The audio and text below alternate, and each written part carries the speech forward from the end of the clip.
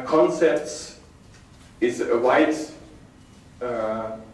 it's not really defined, and you will see the way I'm using concepts is mainly the thoughts, the perspective, images that underlie languages, and the selection is done on my own interest. So it's a pragmatic use. The topic is analyzing meaning and linguistic categories as reflects of the multiplicity of visions of the world. So the lexicon and category of each language are based and reflect a certain conceptualization of the world. These are some basic statements which I just present, and we might discuss those in more detail later when we find examples in my samples. So it's not only the meanings and linguistic categories, but the underlying concepts which diverge. So there is a variety of underlying concepts. This is the basic claim. And these underlying concepts are vanishing. So the more and more people on this earth are using global concepts and not traditional own concepts anymore. So this is by the way of media exposure, the world economy, religious mission work is in Africa quite eminent and has a lot of influence on conceptual change. And I guess in Okinawa, formal education must have been the major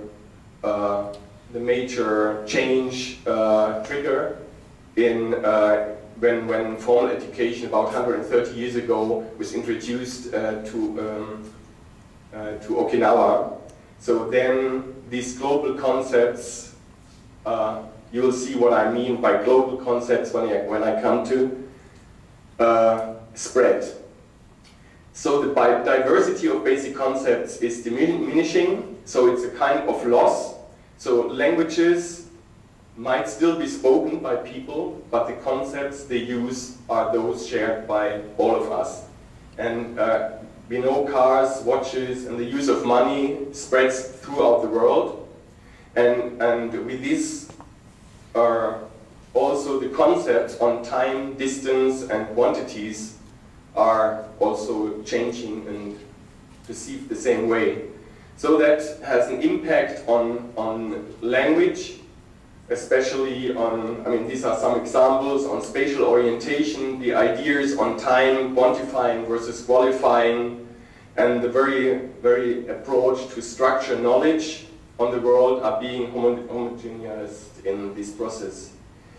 There are, however, still some people which resist globalization, and so there are still some what I call non-conformist concepts in English, and this is obviously not a Japanese concept. So I discussed this, and we found that non-conformist concept sounds quite negative to Japanese. So it's a European-centered concept, the concept of non-conformist concepts, and you would probably use something like this Yonikuna Gainin.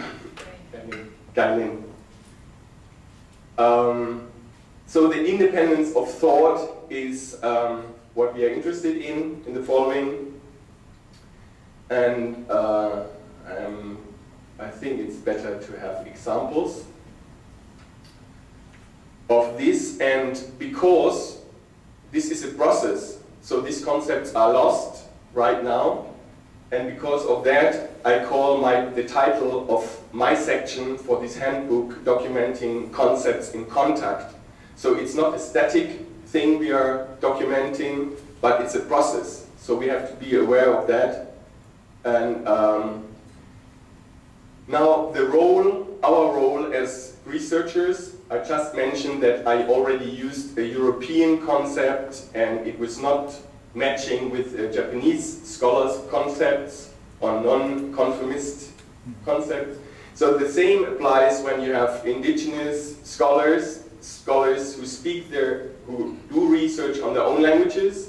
So you might expect that they share the same concepts, but as education is through the formal education, they usually share our global concepts as well.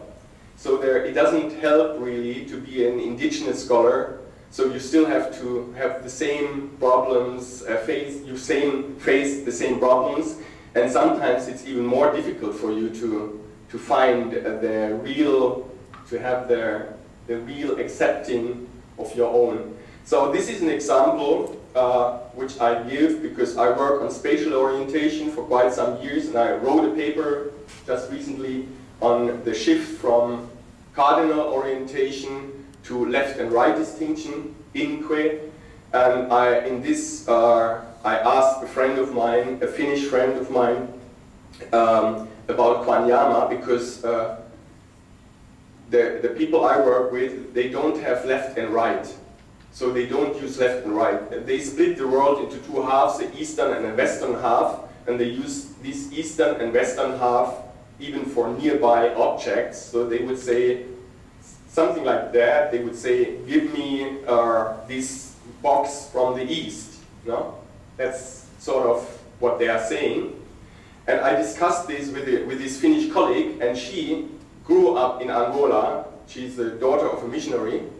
So she speaks Kwanyama like a mother tongue speaker, and she told me that there were some people unloading a lorry, and she was listening to them, and they were using these terms, move this thing to Oshigambo and move the other one to Olugonda. And these are two places, one in the north and one in the south. And she translated this to me. This is what she wrote in the email. She told me, meaning move it towards north and to move it towards south. And I'm not pointing at her because I'm using her name, but everybody, all of us will do things like that. So it's not her fault, but you see, because she is using north and south, these concepts don't exist in this language. They just say, move it to this place. So why should it be south and north? This is imposing our idea of now north and south. So this is how complicated the whole thing is. So there are always many layers, and I understand some layers, but not all, of course. So I've still discovered new layers.